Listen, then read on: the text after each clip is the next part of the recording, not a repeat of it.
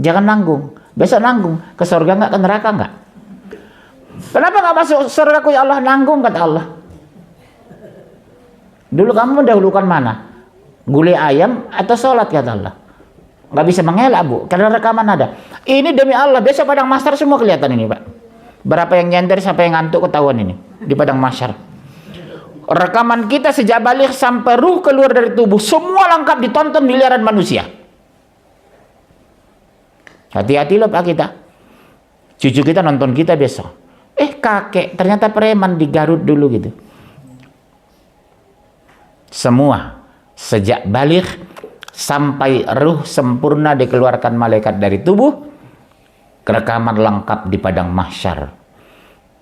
Gak ada yang lupa. Jadi kelihatan ibu nanti lebih banyak ke pengajian atau ke mall. Nanti dievaluasi, Bu. Lebih banyak mana kita? Hura-hura atau ngaji? Waktu kita lebih banyak mana? Ya, satu. Mengajari keluarga untuk bertauhid yang benar. Baca surah 20 ayat 14 langsung. Mas, bisa Mas? Surah 20 ayat 14 langsung. Megang Al-Quran terjemahan? Iya. 20 14. Yang kencang, ada mic-nya kan? 20 14. Terjemahan aja, Ustaz. Iya, terjemahan aja. Sungguh aku ini Allah, tidak ada Tuhan selain aku, maka sembahlah aku dan laksanakanlah sholat untuk mengingat aku. Disuruh ngapain kita? Menyembahnya dan sholat. Sholat yang bedakan kita dengan orang non-muslim lah Pak. Perjalanan keluar negeri semua ada. Hindu ke Sungai Gangga, Nasrani ke Vatikan, Islam ke Baitullah. Zakat mereka punya lebih besar. Yahudi dan Nasrani zakatnya 10% kan Pak. Kita cuma 2,5%. Pelitnya bukan main. Jujurlah, saya tidak yakin semua orang yang bekerja di pemerintahan swasta yang gajinya lebih 10 juta berzakat setiap bulan. Belum tentu. Sepakat nggak? Ada nggak ngeluarin kita 2,5% dari pendapatan kita per bulan? Belum tentu, Bunda. Pada 2,5%. Mereka tahu Nasrani itu zakatnya, Bu. 10%. Yahudi itu 10%. Tapi mereka konsisten. Seandainya umat Islam konsisten mengeluarkan zakat, kemiskinan bisa kita atasi. Tapi coba lihat, Pak, kemiskinan di luar sana. Dan mayoritas itu Muslim, 90%. Kenapa? Kita tidak semua berzakat. Zakat itu berkah, Pak. Berkah bagi menerima, berkah bagi mengeluarkan. Syaratnya hanya satu, ikhlas. Hati-hati yang punya pendapatan lumayan tidak berzakat. Terus, Mas,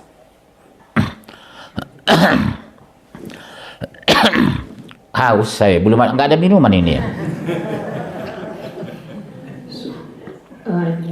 Iya, terus. Sungguh hari kiamat itu datang. Iya. Aku merahasiakan waktunya. Coba lihat, hari kiamat itu sungguh datang. Aku merahasiakan waktunya agar manusia beribadah ikhlas. Kalau diumumkan tahun depan hari kiamat, oh taat semua kita, Pak. Kenapa? Tahun depan kiamat mah, saya nggak usah kuliah lagi lah. Tahun depan kiamat mah, kita nggak usah bangun rumah mah. Nggak ada kehidupan kalau diumumkan hari kiamat itu. Tapi Allah rahasiakan hari kiamat itu. Anak ibu nggak bakal mau nikah lagi. Mah nggak usah nikah lama, toh tahun depan kita udah meninggal kok. Tapi kami rahasiakan, kata Allah, supaya kehidupan berjalan, supaya kehidupan berlangsung. Hebat kan rahasia Allah itu. Terus, maka janganlah engkau dipalingkan dari hari kiamat itu oleh orang yang tidak beriman kepadanya. artinya begini Mas, banyak orang mengatakan Allah kiamat itu masih jauh kok. Kok berani ngomong gitu? Memangnya tahu dia kapan kiamat? Orang kiamat dirahasiakan. Oh masih jauh kok, nggak apa-apa lah, hura-hura. Yang konyol lagi begini Pak ngomong, sering saya dengar, umur masih di bawah 40 kok, ntar aja 40 baru taat, baru sholat. 39 meninggal dia, nyahok loh. 39 meninggal Pak. Sering orang ngomong gitu, ntar aja 40 tahun Ustaz. 39 meninggal, gak beribadah, hancur dia Bu. Terutama maaf ya Bu, anak laki-laki. Kalau perempuan relatif lebih taat saya lihat. Kalau anak laki-laki dia Allah untuk sholat itu. Tar, kayak petasan gitu. Terus, Mas, Dan apakah yang ada di tangan kananmu, wahai Musa? terus, Dia Musa berkata, ini adalah tongkatku. Aku bertumpu padanya dan aku merontokkan daun-daun dengannya untuk makanan kambingku, dan bagiku masih ada lagi manfaat yang lain. jadi nabi-nabi itu semua diberikan fasilitas, Pak. Diberikan kelebihan dibandingkan dengan kita.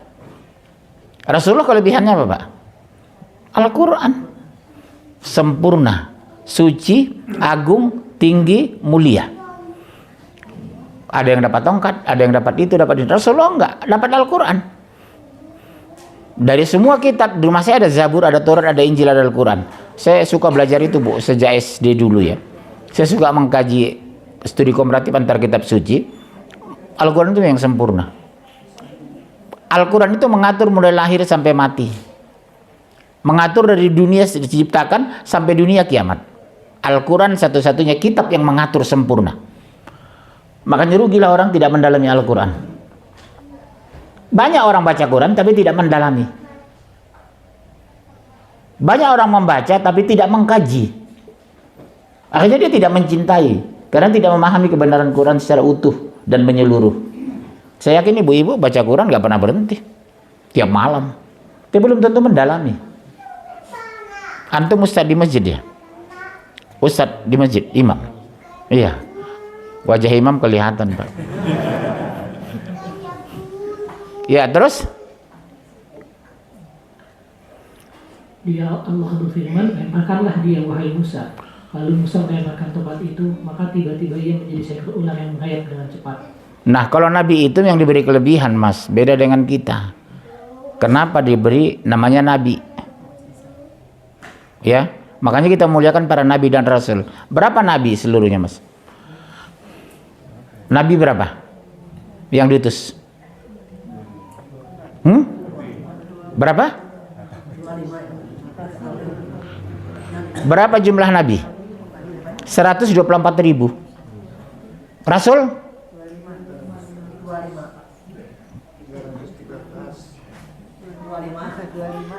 Rasul 114. Cuma yang diajarkan Ustaz selama ini Nabi Rasul 25.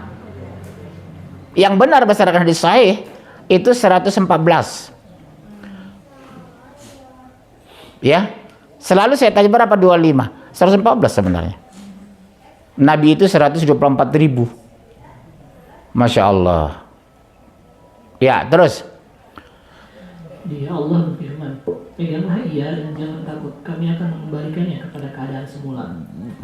Dan kepitnah tanganmu di ketiakmu, percaya yang akan menjadiku tidak percaya tanpa cacat sebagai mukjizat yang lain. Untuk kalian perlihatkan sebagian dari tanda-tanda kebesaran. Coba lihat. Allah memperlihatkan sebahagian, itu baru sebagian. Tanda-tanda kebesaran kami. Ada yang menafsirkan kami itu berarti Tuhan lebih dari satu kan gitu, Pak. Menurut Bapak gimana itu? Benar nggak itu? Kan orang sering mengatakan kami berikan kepada mereka, kami berikan, kami tunjukkan tanda-tanda kebesaran kami. Allah pakai kata kami. Sama dengan saya. Kami berterima kasih. Yang ngomong itu kan Munzir, bukan Rame. Adab berbicara. Kami mengucapkan terima kasih Pak atas kunjungan ke rumah kami. Harusnya kan ke rumah saya. Itulah adab. Oke, understand? Udah, terus. Pergilah kepada Firaun, dia benar-benar telah melampaui batas. Dia Musa berkata, ya Tuhanku, angkatlah dadaku dan mudahkanlah untuk urusanku, dan lepaskanlah kekakuan dari lidahku, agar mereka mengerti perkataanku. Bu, kalau ibu dapat masalah, jangan biasakan ngadu sama manusia, Bu.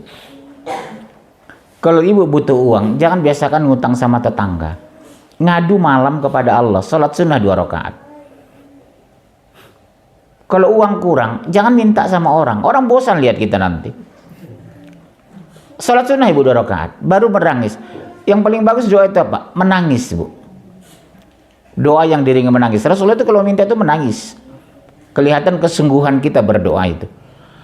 Ini orang cengengesan berdoa. Kayak tidak serius. Yang lebih parahnya lagi sekarang, orang sekarang malas berdoa.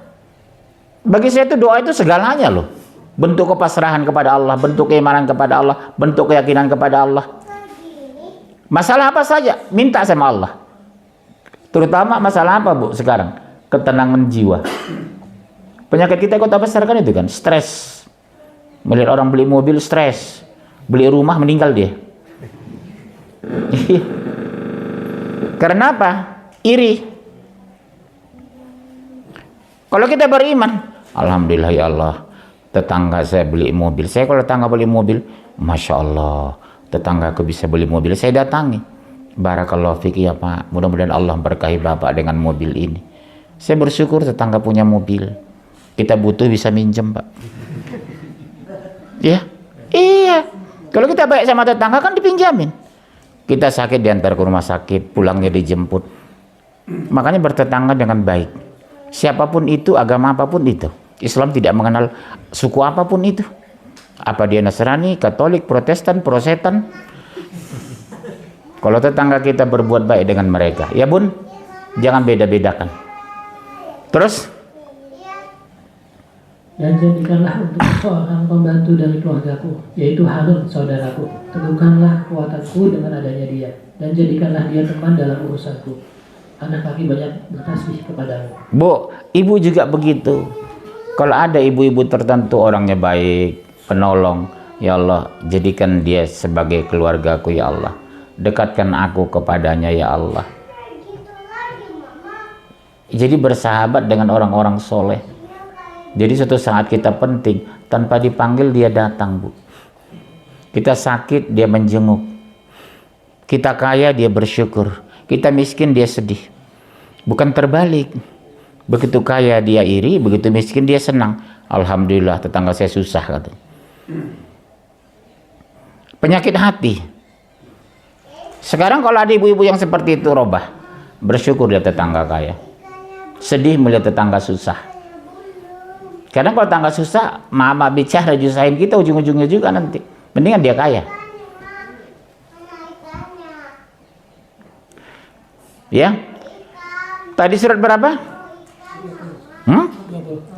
Surat ke-20 Toha. 20:14. Sekarang surat 2 133. 2 133.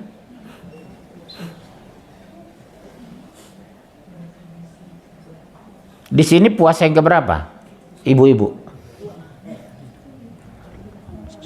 Kelima. Ada yang mulai hari Senin. Berarti ibu mulai Senin. Selasa, Rabu, Kamis, Jumat, Sabtu. Ini hari Ahad. Oh iya betul. Hari Senin siapa yang mulai? Gak ada ya? Ya udah terus. Apakah kamu menjadi saksi saat maut akan menjemput Yakub ketika dia berkata kepada anak-anaknya, apa yang kamu sembah peninggalku? Mereka menjawab, kami akan menyembah Tuhanmu dan Tuhan nenek moyangmu. Bu, kalau ibu mau meninggal, jangan bilang nak, jaga rumah kontrakan kita ya nak. Gak usah pikirin itu Bu. Apakah kalau mama meninggal kamu masih menyembah Allah nak? Jarang kan ucapan itu kalau orang meninggal di Indonesia ini. Yang benar itu gitu Pak. Panggil anak-anak semua. Masih lama kak kira-kira Bapak? Nak, penyakit ayah makin parah nak. Kalau dalam waktu dekat ini ayah dipanggil Allah nak. Apakah setelah ayah meninggal kamu masih sholat nak? Nah, semua nabi melakukan itu Pak. Kalau kita orang Indonesia enggak. Itu rumah kontrakan Papa di Garut ada 3 pintu nah kan gitu kan. Ngurusin dunia terus sudah mau meninggal. Sekarang Bapak Ibu, nanti kalau udah mau meninggal itu, apa kalau mama sudah meninggal nak, kamu masih mau mendoakan mama nak? Tolong ya nak, kamu anak laki-laki satu-satunya anak mama. Dia yang kita harapkan. Kalau anak perempuan kita udah ikut suami, yang doakannya mertuanya, suaminya, keluarga mertuanya. Siapa doakan kita? Anak laki-laki kita. Makanya kita didik anak laki-laki dengan sungguh-sungguh. Anak perempuan ibu sudah ngurusin suami dia, nggak sempat ngurusin ibu lagi. Udah ngurusin mertua dia, ya. Udah ngurusin di sana dia, bukan di sini. Siapa yang ngurusin kita? Anak laki-laki kita. Bagaimana Pak Muncir kalau kami nggak punya laki-laki? Mantu. Makanya pilih mantu laki-laki itu, Bu. Ibu misalnya punya anak perempuan 2. Kalau mau nikah, mantu laki-laki itu biar kaya raya, yang penting soleh. Sepakat ya? Gak apa-apa kaya raya, yang penting soleh. Ini sudah miskin, jelek, belagu. Mau jadi apa bunda? Cari mantu yang kaya raya tapi soleh. Jadi waktu ta'aruf ke rumah, tanya Bu, jangan dibilang ibu cek materi, enggak, wajar. Kerja di mana kamu nak? Mencukupi nggak penghasilan kamu? Sah-sah saja kok ibu tanya itu. Karena anak ibu butuh rumah, butuh kehidupan. Jangan dibilang, alah dasar cek materi. Enggak, saya bilang. Tanya aja calon mantu itu. Kerja di mana nak? Pertamina. Gaji berapa? 40 juta. Jadi langsung. Iya Pak. Orang untuk istrinya kok, bukan untuk kita. Kalau saya alhamdulillah nggak punya anak perempuan Bu. Jadi yang harus saya benahi anak laki-laki saya 3. Kamu bertanggung jawab ya anak terhadap istri kamu. Kalau bisa kamu kaya raya, punya rumah, punya mobil, punya fasilitas. Kita bahagia nak, dunia akhirat insya Allah. Ini sudah miskin belagu Pak. Iya, udah miskin belagu. Sekarang yang banyak itu orang miskin belagu. Orang kayaknya banyak tawadhu di Jakarta ini. Mobilnya 5, rumahnya 40 miliar. Tapi orangnya rendah hati. Yang belagu itu orang miskin sekarang. Mohon maaf, yang miskin jangan tersinggung ya. Ada nggak di sini? Jangan tersinggung. Ya Bu ya, terus. Itulah umat yang telah lalu. Baginya apa yang telah mereka usahakan dan bagimu apa yang telah kamu usahakan. Tuh, makanya berusaha. Kadang tidak semua orang berusaha dapat bagian loh Mas. Allah uji kita. Contoh, maaf bicara lah. Macam kami Ustaz lah. Ya maaf bicara. Tidak semua Ustaz punya mobil, punya motor kok. Ya Pak ya. Ada sampai sekarang konsep motor aja nggak bisa beli dia. Rezeki diatur Allah memang. Diuji. Sementara Ustaz lain ganti-ganti mobil setiap bulan bisa dia. Ya Ustaz ya. Kan tidak semua Ustaz punya mobil. Betul Bu, kalau kami ngampul sesama Ustadz gitu. Ada saya lihat kadang naik angkot 3 kali sambung. Ada yang mobilnya mobil mewah, ada yang datangnya naik motor. Itulah rezeki itu. Kaya jangan merendahkan orang, miskin jangan merasa rendah. Prinsip begitu ya Bu. Kaya jangan merendahkan orang, miskin jangan merasa rendah. Yang buat kita mulia iman dan takwa kita, bukan harta kita. Sebab sekaya-kaya kita meninggalkan kapan? Betul? Semiskin-miskin kita meninggal tapi kapan? Pernah nggak ditanyakan Ustaz? Istri orang kaya meninggal, ngomong sama suaminya, Pak, ini ibu dibungkus pakai kain apa? Nggak ada kan? Nggak ditanya, langsung kain kapan kok? Tipis lagi, murahan lagi. Jadi kalau untuk membunuh kesombongan Bu, ingat aja kain kapan. Astagfirullah. Betul aku orang kaya ibu bilang, tapi aku dibungkus kain kapan ya Allah. Sama dengan orang miskin tetanggaku. Jadi kita kesombongan itu terbunuh. Karena kadang mungkin kita merasa lebih banyak harta, merasa lebih dari tetangga, cenderung namanya manusiawi agak sombong misalnya Bu ya. Beli daging ditenteng pakai tas kresek putih itu. Begitu bawa jengkol pakai tasnya hitam supaya jangan kelihatan jengkolnya. Ya Bunda ya. Terus. Dan mereka berkata, jadilah kamu penganut Yahudi dan Nasrani, niscaya kamu mendapat petunjuk. Kata-kata tidak, tetapi kami mengikuti agamanya Ibrahim yang lurus dan tidak termasuk golongan orang-orang yang mempersekutukan Tuhan. Agama Ibrahim yang lurus. Kenapa sering disebut Ibrahim dalam Quran itu? Karena Ibrahim melahirkan keturunan para nabi Bu. Khusus Ibrahim itu. Anaknya nabi, cucunya nabi, cicitnya nabi, sampai Rasulullah itu kan keturunan Ibrahim. Dari garis Ismail. Makanya Al-Quran sering menyebut Ismail. Apa? Ibrahim. Bahagia sekali dia Pak. Punya anak jadi nabi. Punya cucu nabi. Cicit nabi. Sampai akhir zaman nabi keluar. Keturunan juga Rasulullah Muhammad yang mulia. Masya Allah. Ini kadang orang punya anak 2. Satu agen sabu 1. Satu preman. preman di Berlin lagi. Ya bun, kita doakan mudah-mudahan anak keturunan kita orang-orang soleh. Jadi kalau kita meninggal banyak yang mendoakan kita. Kalau tetangga Pak, ya Allah nggak usah diharap lah, paling menguburkan kita 2 hari udah lupa kita. Yang mendoakan kita siapa? Anak, istri, ponakan, ya Pak ya. Mereka yang ingat kita kok. Kalau tetangga Masya Allah, habis kuburkan ya sudah. Paling orang, oh iya ini rumah almarhum, oh iya almarhum ini dulu orang baik. Paling begitu ngomong tetangga sama kita. Tapi kalau cucu kita, ini rumah kakekku, ya Allah ampuni dosanya ya Allah, kakekku dulu pemurah, kuliah di ITB dulu kakek yang bayar. Iya Pak, makanya kita bina anak cucu supaya menjadi orang-orang soleh. Ini anak bapak ya? Hah? Oh ponakan, yang anak ini. Oh gitu. Kalau mama ada di sini, anak ibu nomor 1. Ibu kakaknya Pak ini. Oh iya. Udah kuliah atau udah nikah? Udah kuliah, Udah selesai. Dan udah nikah. Nunggu apa lagi? Sebentar ini mau kiamat loh ini. Ya secepatnya ya. Kalau nggak ada calon saya carikan. Saya ready stock. Iya, saya banyak Bu. Database wanita-wanita yang mau menikah. Insya Allah taat-taat.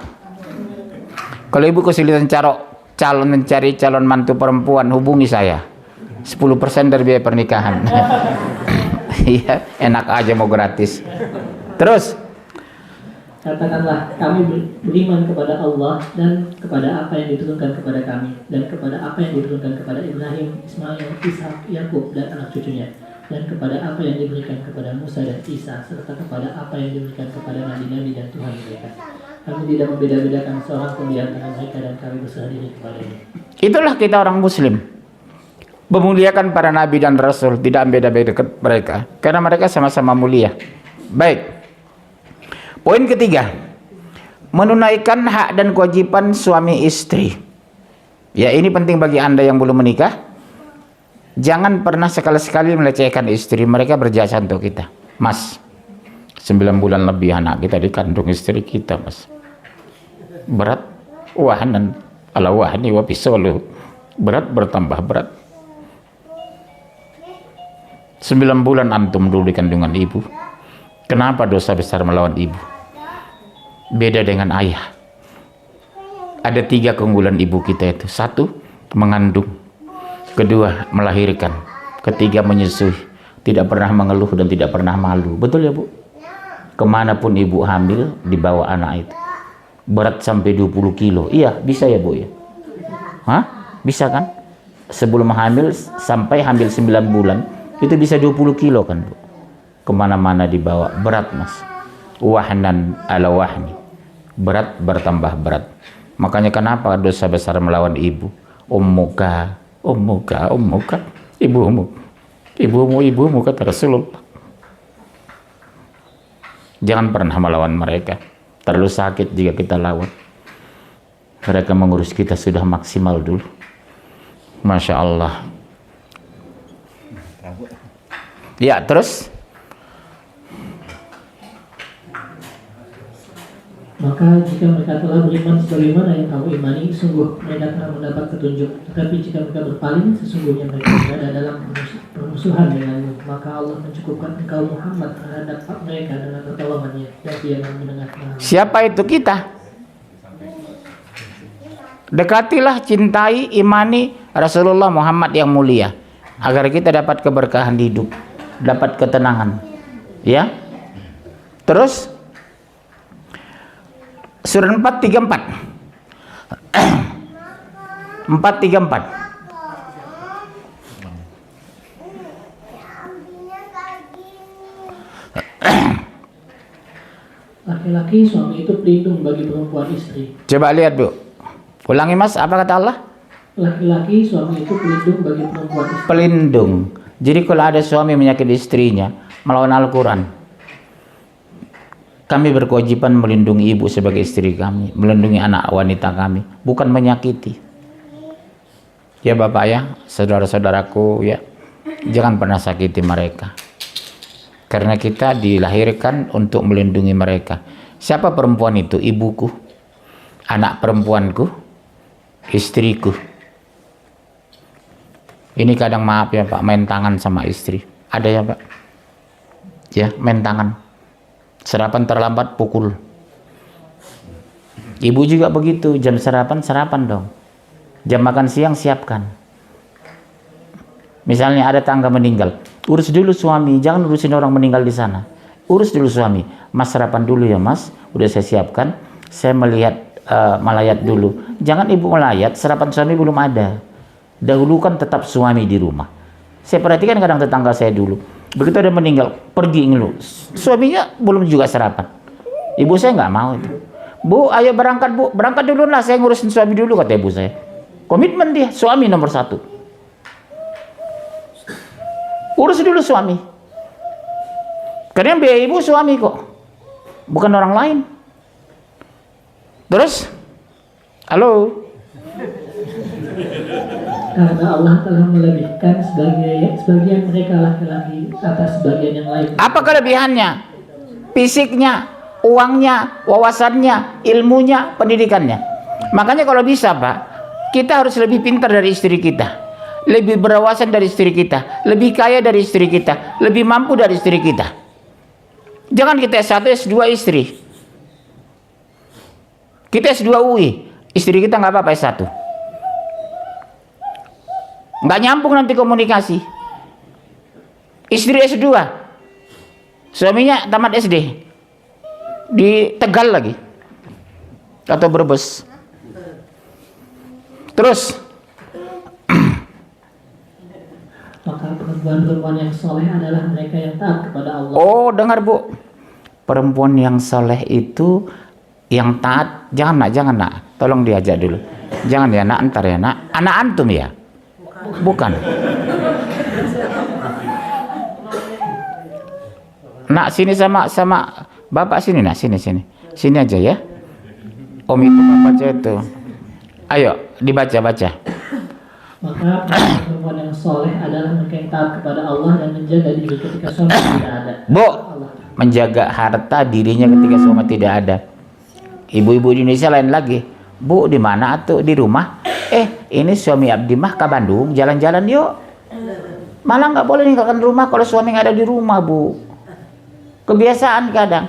Suami Abdi lagi dinas ke Medan seminggu, terus besok mah kita ke Bandung 3 hari. Suami Abdi 4 hari di Medan. Kan banyak gitu. Istri antum gitu mungkin. Belum punya ya, kasihan ya. Jangan atuh ya Bunda ya. Terus perempuan-perempuan yang kamu khawatirkan akan hendaklah kamu beri nasihat kepada mereka. Tinggalkanlah mereka di tempat tidur pisah ranjang, dan kalau perlu pukullah mereka. Tapi mukul di sini jangan dimaknai melukai, menyakiti, sekadar sanksi. Itu pun secara kalau menurut pendapat ulama itu di bawah pinggang Pak. Dipukul tapi nggak menyakiti atau dicubit. Tidak sampai patah. 3 hari patah kaki, patah tangan. Itu namanya menyiksa, menyakiti, bukan sanksi. Tapi harus beri sanksi yang melawan kita. Contoh maaf, kita pulang kerja nasi belum ada. Itu luar biasa itu dosanya. Ya, kita pulang kerja, dia santai di rumah orang ngobrol. Ibu jangan biasakan jam-jam suami pulang kantor ibu tidak di rumah ya. Saya paling nggak suka kayak gitu. Maunya saya itu berangkat dilepas, pulang disambut. Ya. Yang kedua, ibu biasanya menyambut suami itu pulang kerja mandi, jangan 3 hari nggak mandi.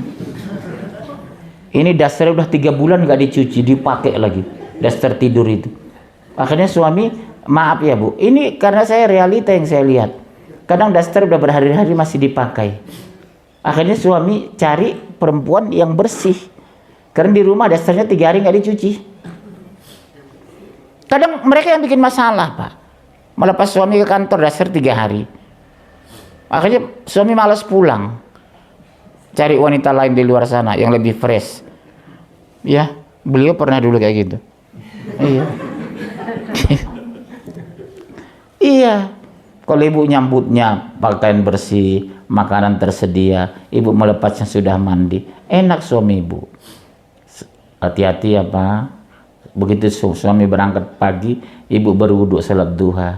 Di ujung-ujung salat ibu berdoa, berkahi suami hamba ya Allah, limpahkan ketenangan kepadanya ya Allah. Doakan kami Bu, kami mengharapkan doa seorang istri itu. Sangat kami harapkan itu, ketulusan doa seorang istri itu. Doa seorang istri yang soleh itu diijabah Allah. Makanya cari istri itu Pak, biar kaya raya, yang penting soleha. Ya, enak gitu ya Bunda ya. Lepas istri, hati-hati ya Pak, barakallahu fik ya Pak. Doakan dia Bu, barakallahu fik ya Pak. Begitu dia berangkat ibu berwudu, salat duha 2, 4, 6, 8 rakaat. Lindungi suami hamba ya Allah, pelihara suami hamba ya Allah, berkahi suami hamba ya Allah. Adem kami bekerja itu di kantor. Kalau doa ibu setiap hari untuk kami. Ada nggak ibu sudah lakukan? Udah ya. Mulai besok lah minimal. Kalau belum. Terus?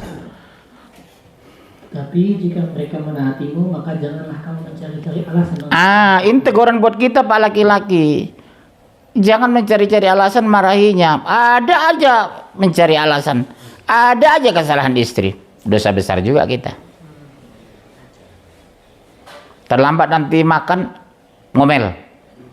Kasihan mereka juga capek kok. Di rumah itu capek Pak. Kelihatannya sederhana pekerjaannya. Nyapu, ngopel, apalagi di rumah nggak ada pembantu. Ya. Ribet kerja di rumah itu. Kadang kita menyepelekan mereka. Padahal kerjaan mereka di rumah tangga itu berat sekali. Betul ya Bu ya? Cuma kadang suami-suami itu merendahkan ibu. Paling di rumah ngapain sih? Paling nonton TV. Padahal ibu nggak sempat nonton TV. Begitu suami kerja, ibu nyapu, ngopel, ngurus itu, ngurus ini. Masya Allah. Ya terus. Dan jika kamu khawatir terjadi persengketaan antara keduanya, maka kirimkanlah seorang juru damai dari keluarga laki-laki dan seorang juru damai dari Tuh, kalau ada masalah ibu nggak bisa selesaikan, hubungi pihak mertua. Pak mohon maaf, tolong nasihati istri saya Pak. Belakangan sering melawan. Begitu juga hubungi orang tua kita Pak, ke rumah bisa nggak Pak? Karena mertua saya suruh besok ke rumah. Tolong menasihati istri saya Pak. Karena kalau kita kadang menasihati, belum tentu mereka mau dengar ya Ustadz ya. Iya, kadang ngaruh orang tua. Kalau kita, alah, menyepelekan kadang. Tapi nggak boleh ya Bu ya, menyepelekan suami gitu. Kalau nasihati suami untuk kebaikan, dengarkan, laksanakan. Karena banyak kadang suami menasihati dilecehkan sama istri. Saya yakin tempat lain ya, di sini enggak lah, enggak beda. Ya terus. Jika keduanya juru damai itu bermaksud mengadakan kebaikan, niscaya Allah memberi taufik kepada suami istri itu. Semoga Allah Maha mengetahui, Maha teliti. Coba lihat Bu, kalau yang beri nasihat itu ikhlas, insya Allah Allah berikan kok kemudahan suami istri kita itu. Asal syaratnya dia menasihati ikhlas, kita menerima nasihat itu ikhlas. Bukan karena sentimen, bukan karena kebencian. Ya. Berikutnya. Dan sembahlah Allah, dan janganlah kamu mempersekutukannya dengan sesuatu apapun, dan berbuat baiklah kepada orang tua, karib kerabat. Satu, kepada siapa yang utama? Orang tua Bu. Karib kerabat siapa? Anakku, istriku, ponakanku, sepupuku. Bukan orang lain. Al-Quran bolak-balik ngulang itu. Berbuat baik kepada orang tua, karib kerabat. Terus anak-anak yatim. Anak-anak yatim siapa itu? Anak yatim yang hubungan darah dengan kita. Abang saya sudah meninggal di Medan. Dia punya anak yatim kuliah, yang nomor 2 SMP. Kita bertanggung jawab, harus. Saudara laki-lakinya. Nggak bisa bapak bilang, alah biar aja. Nggak bisa. Taruhlah bapak ini mungkin punya niat membantu adik kandungnya yang baru meninggal, ponakan mau disekolahkan. Kadang istri keberatan. Ngapain papa membiayai kuliahnya? Banyak gitu Ustaz. Kita bikin bantu saudara kita, tapi mereka itu menghalangi. Ngapain Pak tiap bulan ngasih uang? Ada tamu. Iya, kita doakan kembali ke jalan yang benar ya. Iya, Bunda. Sepanjang suami ingin menolong saudaranya, jangan ibu halangi, karena kewajiban loh Bu. Contohnya ini adik saya misalnya, atau Ustaz ini adik saya. Kewajiban saya bantu dia kalau dia susah. Karena kami adik kandung sesama laki-laki. Jangan ibu bilang, ngapain dibantu-bantu Pak? Adik kandungku.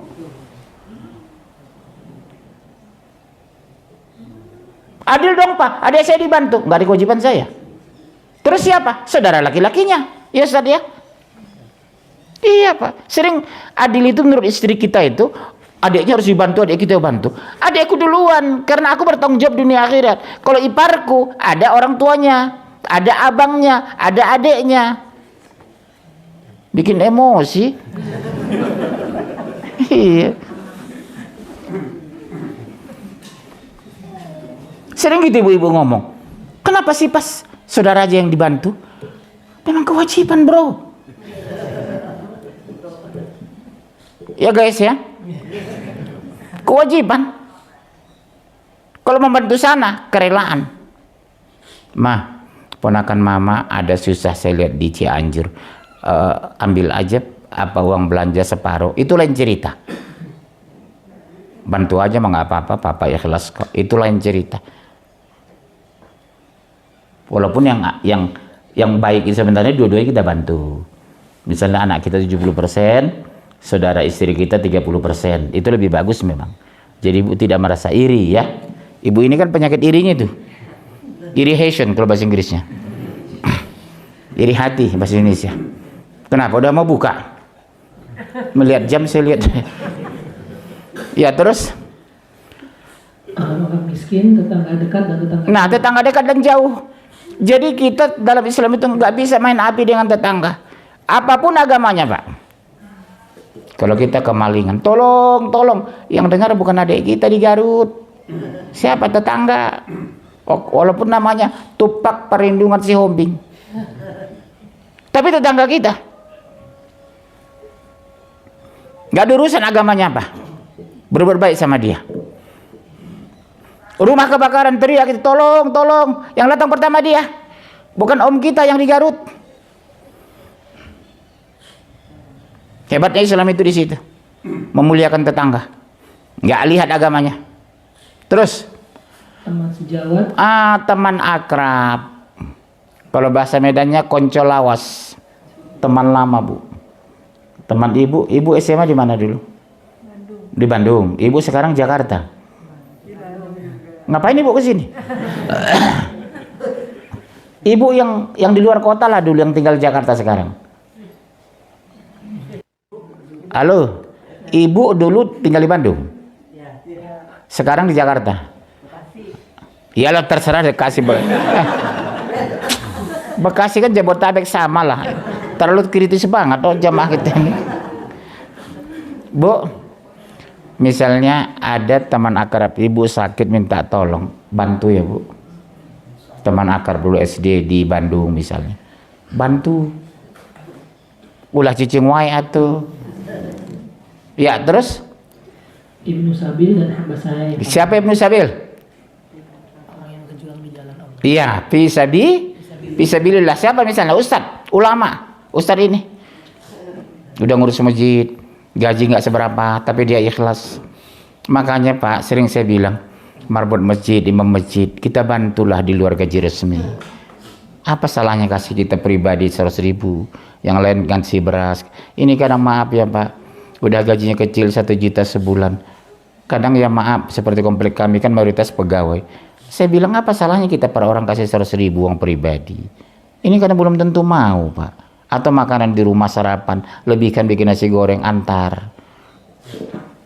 Prihatin saya Bu, lihat umumnya marbot masjid di Indonesia ini. Udah gaji kecil, masyarakat kurang peduli. Lebihkan, kenapa sih bikin nasi goreng pagi-pagi itu?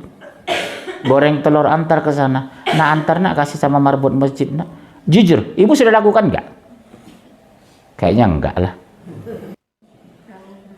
Atau kalau praktis kasih uang. 50.000 sanggup 50.000, tapi rutin per bulan. Karena gajinya kecil Bu, kerjaannya berat, nyapu ngepel masjid sebesar itu. Masjid besar marbot cuma 2. Hampir semua saya lihat itu marbot besar-besar. Maaf, masjid besar marbot cuma 2 orang. Gaji kecil. Sabar mereka, saya lihat subhanallah, dosanya besar orang kaya yang tinggal sekitar masjid itu Pak, dosa besar Pak. Kita makan sekali makan 700-800 ribu di Mang Engking. Iya, gampang aja kita ngeluarin 800 ribu dengan anak 5 orang. Sabar tuh 800 kasih, sisanya 30 ribu, udah nggak usah, ambil aja.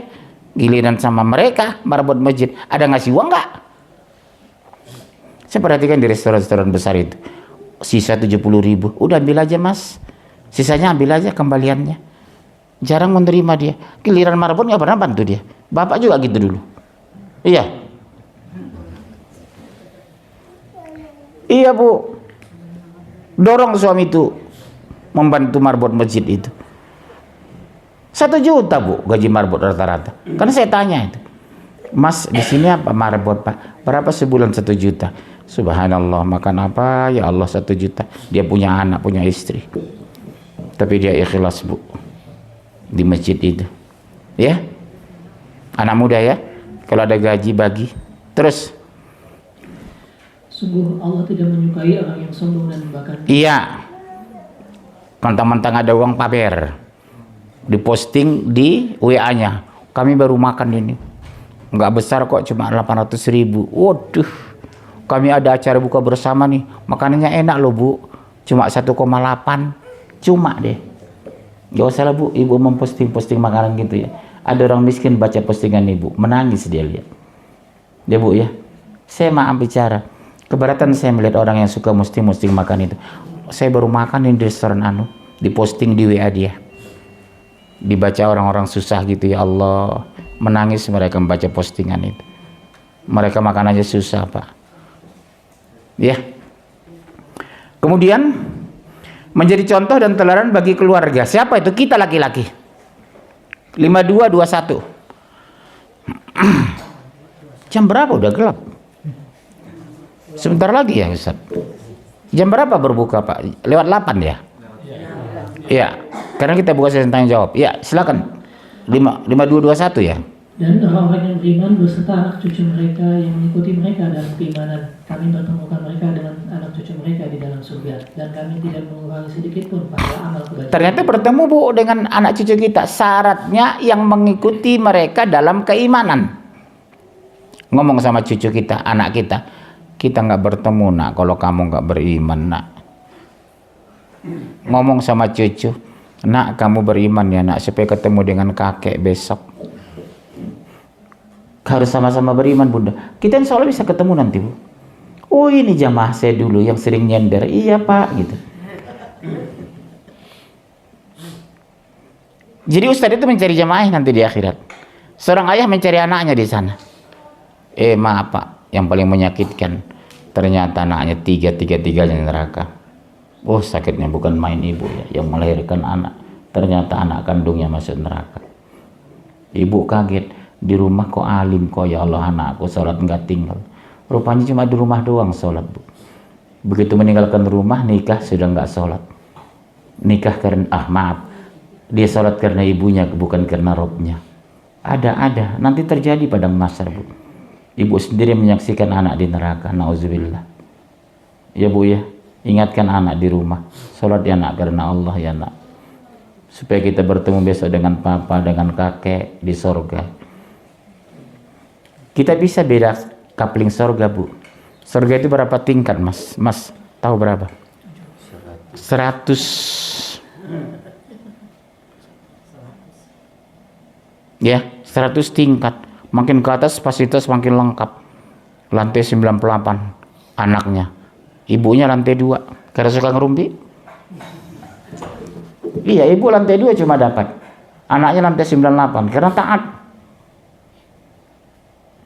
Berdoalah sungguh-sungguh dia, ya Rob, ibuku dulu sudah mendidik aku, ya Allah, persatukan aku di surga. Bisa ibu naik ke lantai 98 berkat doa anak yang soleh. Bisa. Anak ibu 3 laki-laki, 3-3-nya soleh. Menangis mereka di kapling surga mereka. Persatukan aku dengan ibuku, ya Allah. Aku saksi, mereka dulu mendidik aku sungguh-sungguh, ya Allah. Menangis mereka berdoa. Dipertemukan kita dengan anak-anak kita. Subhanallah. Makanya kalau bisa ibadah kita setara dengan anak. Jangan kita bangga anak beriman, kita sendiri kadang sholat tinggal. Bangga anak Senin Kemis, kita sendiri tidak pernah. Ya, kalau bisa sama, minimal sama. Kalau bisa lebih bagus dari anak, karena kita lebih tua, kematian sudah makin dekat. Macam bapak tinggal berapa tahun lagi nih? Udah berapa tadi umur? 52. 8 tahun lagi lah. Kalau 60. Ya kan iya gitu kalau 60. Wallahu alam. Ya. Ayat terakhir. Memperbanyak doa untuk kebaikan keluarga 3700. 3700. Baru session tanya jawab. Ya.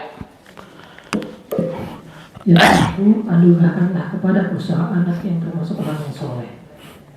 Coba, yang diminta lagi anak yang soleh, bukan anak yang salah, bukan anak kaya. Untuk apa kaya kalau tidak soleh? Lebih bagus lagi anak kaya raya tapi soleh, masya Allah. Rumah 60 miliar, tabungan 7 triliun, ibadah nggak tinggal. Ini nggak, Bu, udah miskin belagu. Jadi kesimpulan hari ini sederhana kok, Bu.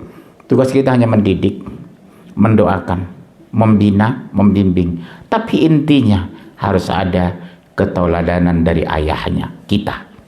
Sudahkah kita layak sebagai ayah teladan? Silakan tepuk dada, tanya pribadi masing-masing. Iya, sudah layak jadi ayah teladan. Alhamdulillah. Anak bapak ya? Dari istri pertama. Iya, dari istri pertama ya. Baik. One man, one question. Silakan bertanya. Assalamualaikum warahmatullahi wabarakatuh. Waalaikumsalam. Saya Bu Lili.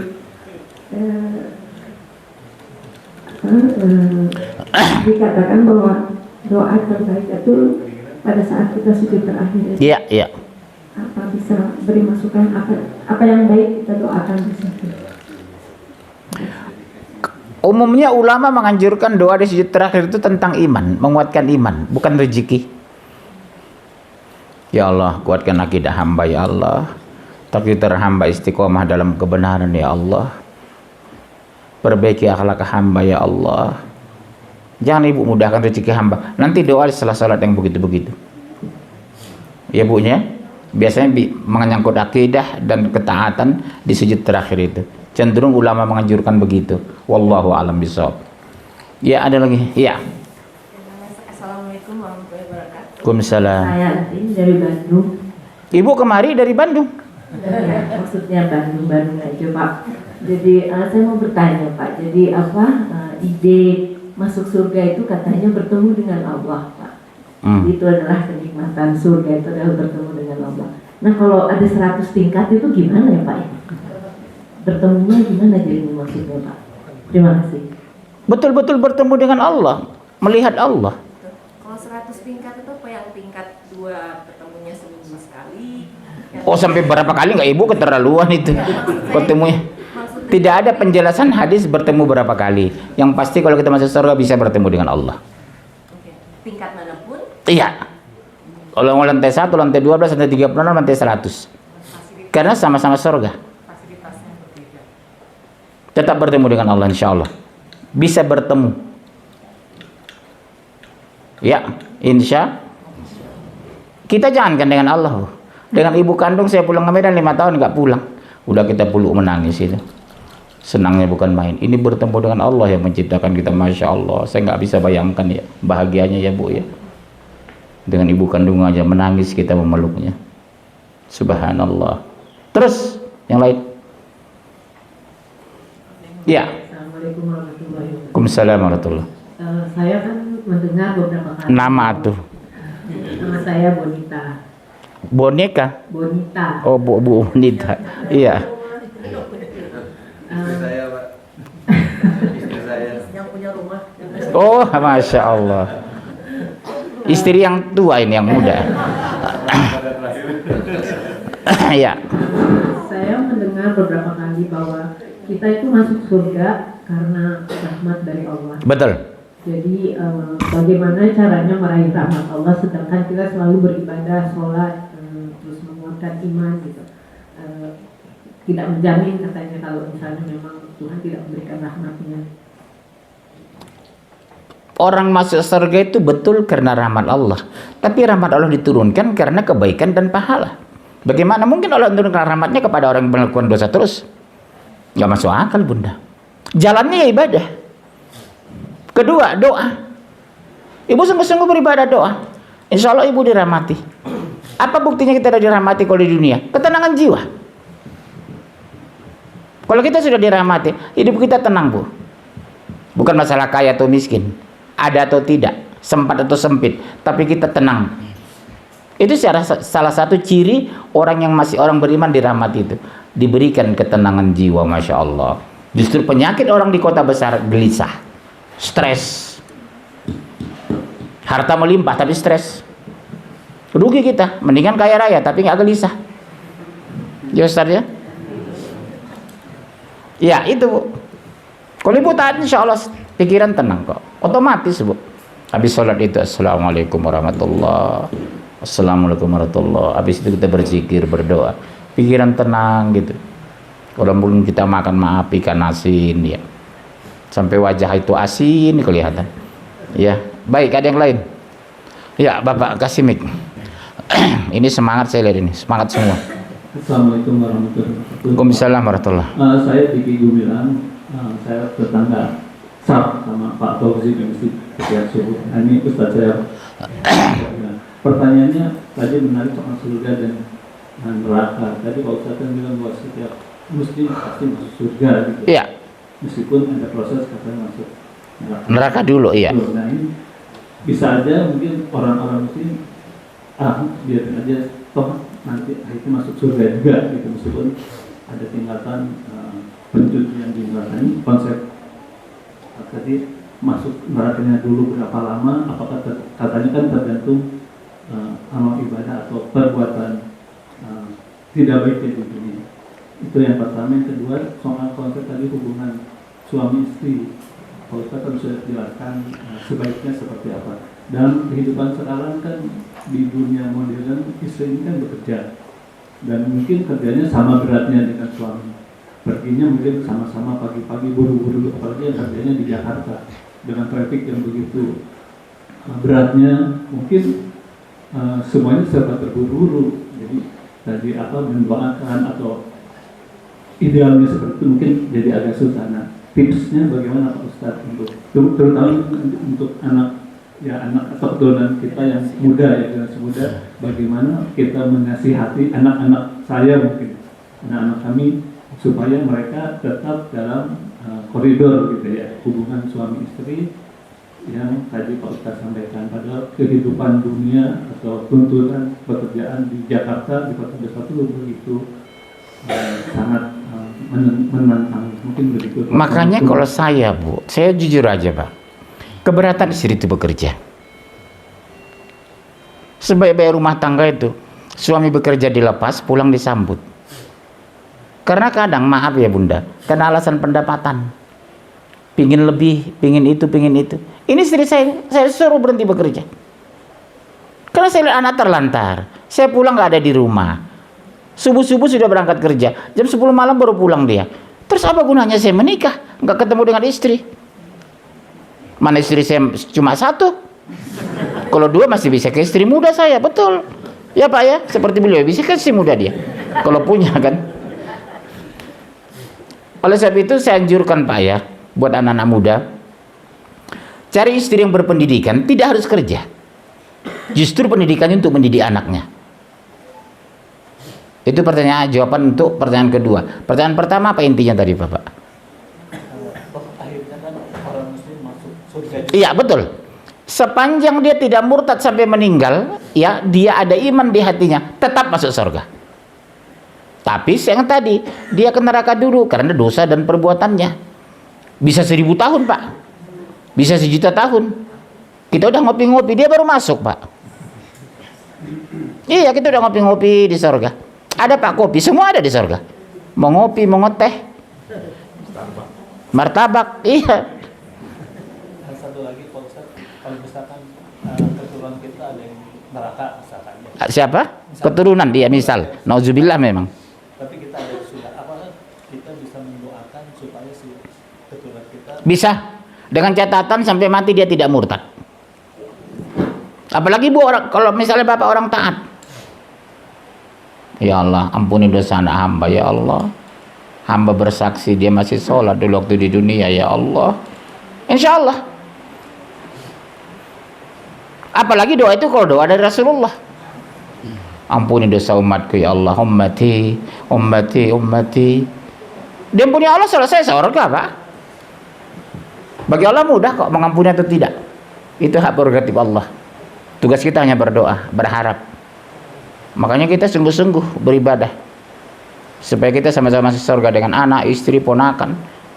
Ya. Insya udah masuk mungkin ya maghrib. Belum. Berapa menit lagi? Oh, masih lama ya. Udah mulai kering ini, Bu.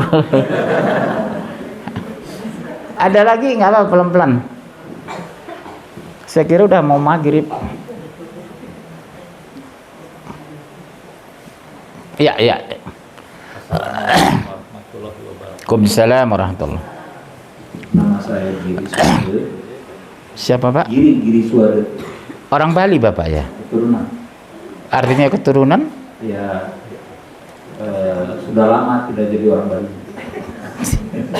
Ya tetap orang Bali lah Pak. Ya, malah. Iya, pertanyaan? Ini masalah pemahaman Islam itu. Iya. Apakah hanya dari umat Nabi Muhammad? Enggak. Islam itu sejak dari Nabi Adam sudah Islam.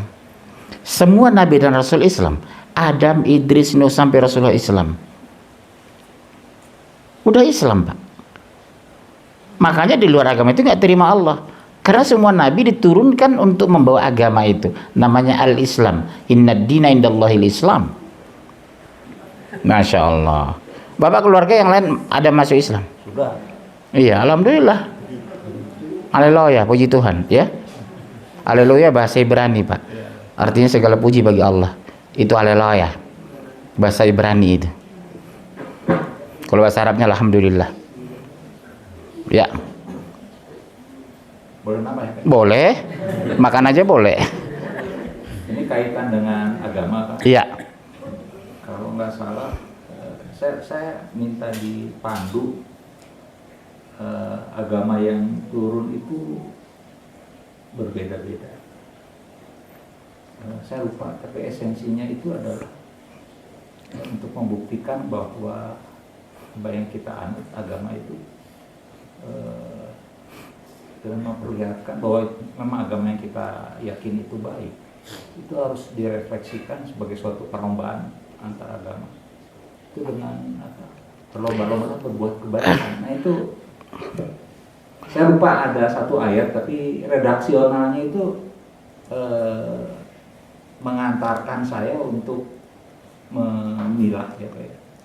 Apakah agama itu proses ritual? Saya jelaskan dulu. Agama itu diturunkan utuh. Dan agama utuh itu namanya Islam. Kepada siapa? Kepada para nabi. Ke 124 nabi. Jadi kalau Bapak bilang berbeda-beda, hanya satu agama yang benar, Al-Islam. Hanya syariatnya berbeda. Contoh, kita saum cuma sekali setahun. Muridnya Nabi Isa alaihissalam atau Yesus Kristus itu 40 hari 40 malam. Nabi Nuh beda lagi. Tapi agamanya tetap Al-Islam. Zakatnya berbeda, Pak. Tapi semua berzakat. Nabi itu semua berzakat. Tapi regulasi zakat berbeda. Sama dengan Bapak, kita. Semua kita sini pakai baju, tapi baju kita berbeda. Ada pakai jas atau bagi koko, ada pakai kaos. Tapi substansinya sama. Sama-sama menutup aurat. Terus kenapa kita Islam? Kenapa Bapak Islam? Kenapa saya orang Batak Islam? Karena Islam itu sempurna. Kalau ditanya orang, kenapa Pak mau jadi Islam? Orang Batak kan mayoritas Kristen. Karena Islam itu sempurna, saya bilang. Kau bisa tahu, saya kan punya kitab. Saya punya Injil, Pak. Saya punya Taurat, punya Zabur, punya Quran. Saya bandingin. Loh, Al-Quran itu sempurna mengatur kehidupan. Ada nggak di muka bumi ini yang mengatur masuk WC kaki kiri, keluar WC kaki kanan? Nggak ada kan Ustaz? Cuma Islam. Makan tangan kanan, cuma Islam yang ngatur. Maaf, kawan kita Nasrani, mau tangan kiri megang, nggak pernah diatur pendetanya. Kita enggak. Kita tegurkan anak kita, jangan tangan kiri nak, tangan kanan. Karena ada yang ngatur itu. Nah, masuk rumah kaki kanan, keluar kaki kiri. Oh gitu Pak, iya kenapa? Ada yang ngatur. Nah, mau makan bismillah, kenapa? Ada yang ngatur. Makanya kita teratur. Bagaimana orang teratur peraturannya nggak sempurna? Bapak pernah ke Eropa? Bapak lihat sekarang itu, luar biasa orang masuk Islam itu. Di Inggris, di Perancis, di Jerman itu subhanallah. Hampir tiap hari Islamic Center di kota-kota itu menerima orang masuk Islam. Kalau kita tanya, kenapa Anda tertarik Islam? Islam itu sempurna.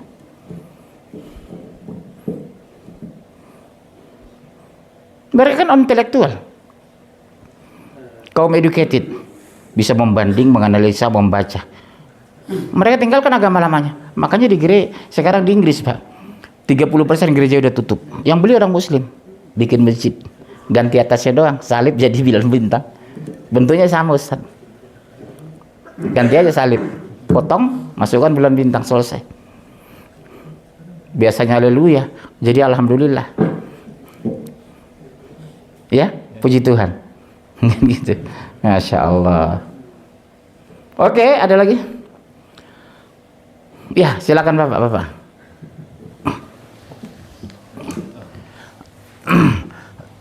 Ngaji minimal setahun sekali lah. Tahun depan Ramadan tahun depan. Insya. Kalau Bapak ingin ikuti pengajian saya, ikuti aja YouTube saya. Ketik Munjiris Tumorang, muncul dia berbagai tema. Insya Allah. Saya 24 jam menerima pertanyaan. Maksimal 3 kali 24 jam akan saya jawab. Jadi nggak bisa langsung saya jawab 3 kali 24 jam. Tapi dengan syarat Bapak menyebut nama dan dari mana. Kalau Bapak tidak menyebut nama dan dari mana, saya tidak pernah mau jawab. Saya anggap itu pertanyaan liar. Misalnya Pak Wisnu, saya Pak Wisnu dari Jakarta Selatan, itu saya jawab, insya Allah. Baik, terima kasih.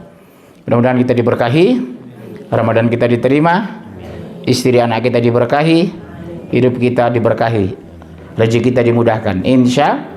Doa kafaratul majlis. Subhanakallahumma bihamdika asyhadu an la ilaha illa anta astaghfiruka wa atubu ilaik. Assalamualaikum warahmatullahi wabarakatuh.